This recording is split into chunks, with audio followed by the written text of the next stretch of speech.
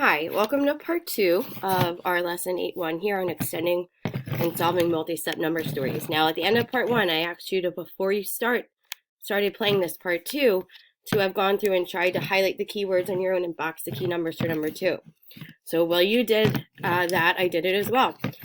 So to start here, we are looking at number 2 here on page 270, and I highlighted when I started reading.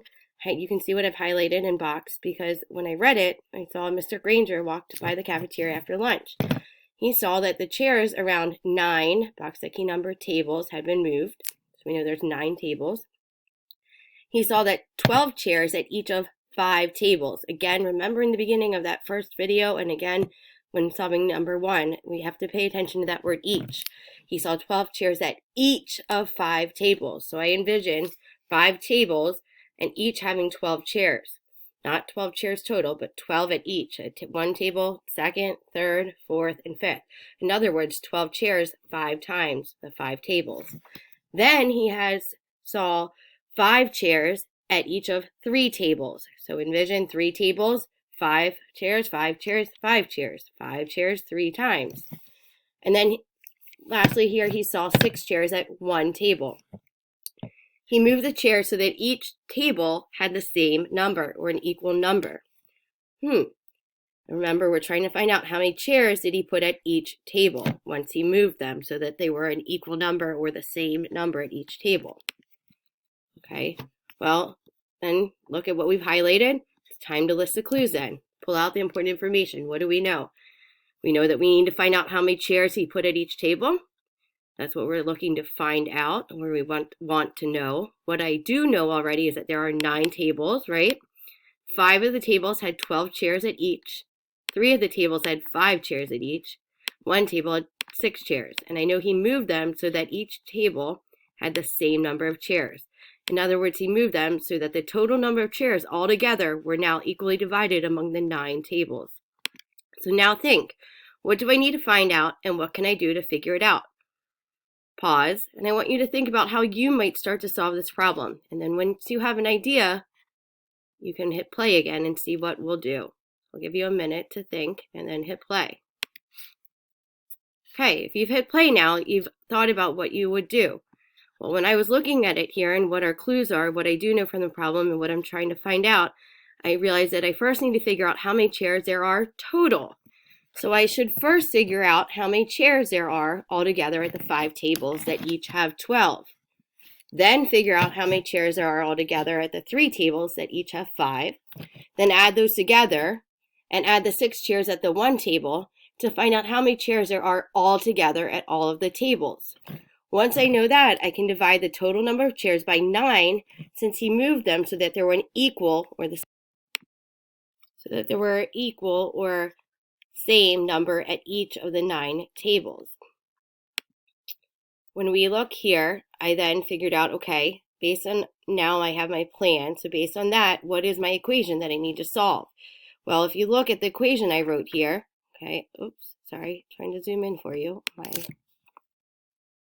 not working. Okay, so actually here, this should work. Yep, when you look at the equation that I came up with then, which that equation is 12 times 5 inside parentheses, plus 5 times 3, that's in its own parentheses, plus 6 divided by 9 equals C. What this stands for is 12 times 5 is the total number of chairs at those 5 tables that had 12 at each. And then 5 times 3 will give me the total number of chairs at the 3 of the tables that had 5 at each. And then add those 6 chairs at the 1 table. And then divide by 9, because after I do these 3 things, then I will know the total number of chairs altogether.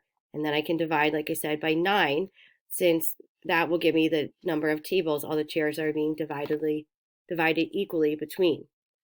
Okay, so first I did 12 times 5.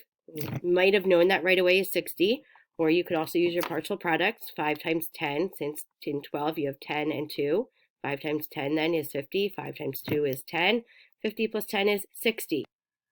After I found that 12 times 5 is 60, I rewrite the equation. Now I have, since 12 times 5 is 60, I have 60 plus 5 times 3 is 15, so 60 plus 15 plus 6. I'm going to find the sum of those three numbers, add them together, and then I'll be dividing by 9 to figure out how many chairs were at each table. He moved to each table. So 60 plus 15 plus 6, you can see that was the fourth thing I did, gives us a sum of 81. So then I have 81 divided by 9 equals C, or the number of chairs, like I said.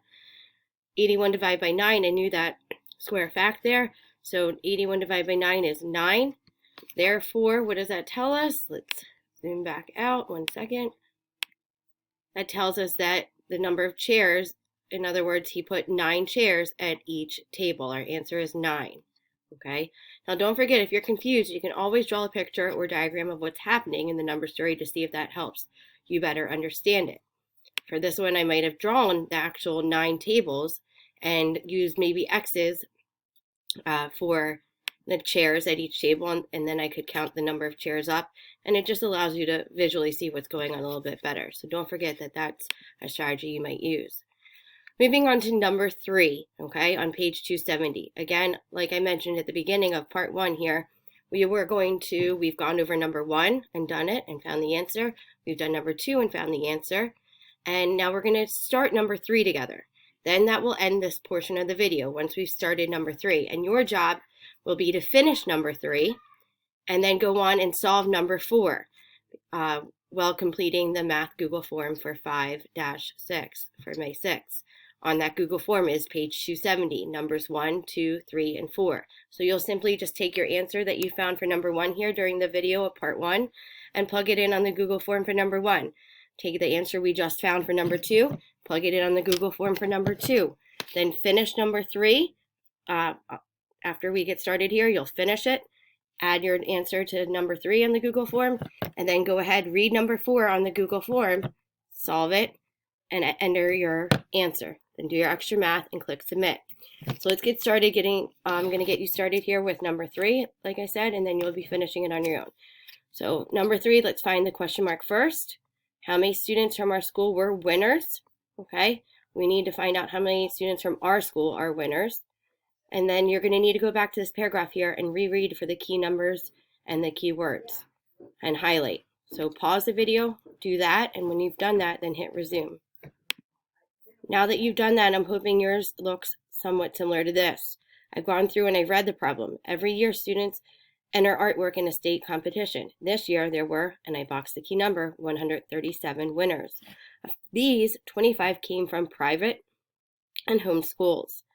Okay, so 25 of the 137 winners were from private or home schools. The rest were from 8 school districts. Okay, each district had the same number of winners. When you think of a district, Owen J. Roberts is our school district. West Vincent Elementary is one school that is part of the Owen J. Roberts district.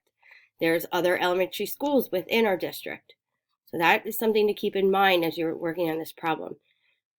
It says that each district, so each of those 8 school districts, has the same number of winners. And the winners from our school district, so we were one of the 8 school districts, and the winners from our district came from 7 schools, including ours. So that tells us that in our district, and we're talking in terms of this problem, not in real life, okay? But in our district, in this problem, there are 7 schools, and all of the schools in our district had the same number of winners.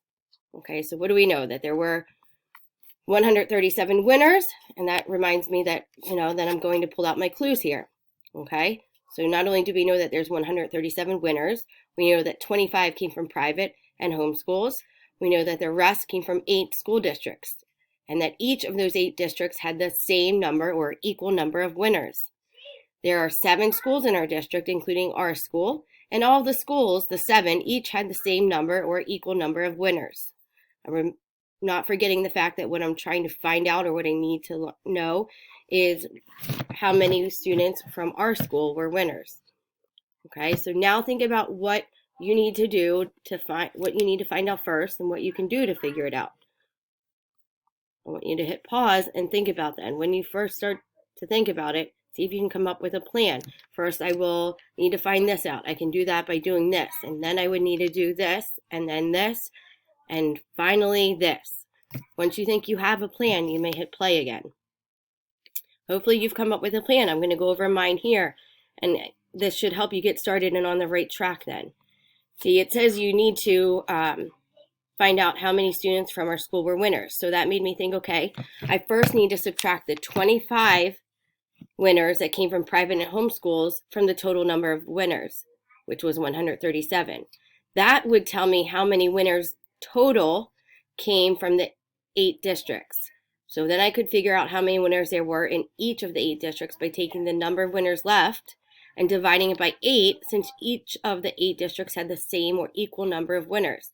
Basically, once I subtract that 25 from the 137, whatever I have left, the difference, I can divide equally amongst the 8 districts. And then, since the number of winners is the same for each district, I'll know how many winners there were for our district. Then I can take that number and divide it by 7, since there are 7 schools in our district and each school had the same number of winners. So to recap, I'm going to subtract 25 from the 137 winners, find out how many winners are left, divide it by 8 to see how many winners there were in each district, take that number and divide it by 7 to find out how many winners there were at each of the 7 schools in our district. And since our school is one of those 7 and they all had an equal number of winners, that would tell me how many winners our school had. And again, that is what we're trying to find out. So I even went as far as here for number 3. Here's the equation that you need to solve to find out how many winners our school had would be. So 137 minus 25, like we just mentioned, that's 137, the total number of winners, minus 25, the number of winners from private and home schools. And once I find the difference there, I'm going to divide it by 8, which is the number of districts. Then once I get that number, I'm going to divide it by 7, the number of schools in our district. And then that will tell me the number of winners at our school. Okay, so I'm going to just go remind you right now that during this video, we have now solved number 1, number 2, and started number 3 on journal page 270. Once this video is over, you need to log on to the 4th grade remote learning classroom, complete the May 4th 5-4 math Google form by entering the answers we found for numbers 1 and 2 during this video. Finish solving and entering your answer for number 3. Remember, all that means is I've given you the equation here. You just need to solve this equation. And then you'll have that answer to number 3. Then go ahead, read number 4 on the Google form. Remember our steps for solving number stories that we just went over. Figure out what the problem's asking, what you need to find out. Then go back and look at what you do know. What are the key words? Highlight them, box your key numbers. Maybe pull out and make a list of the clues that you can use to help you solve what information is important to help you solve it. And then start to think about what you need to do first, what you can do first, what you need to find out, and then second and third, and start recording your work in an organized way and your answer. Once you have your answer for number 4, enter it on the Google form. Don't forget to complete your extra math fact practice. And take a deep breath, because you have definitely worked hard today in math. I feel like I've worked extremely hard solving these number stories here with you, and I appreciate your hard work and your grit throughout all of this. And hopefully we broke down those number stories into steps that were a little more understandable for you. So once you've done all that, then just please make sure you click submit, and you're done math for today. Great job, and thank you for watching and joining me on this lesson. Have a great rest of the day.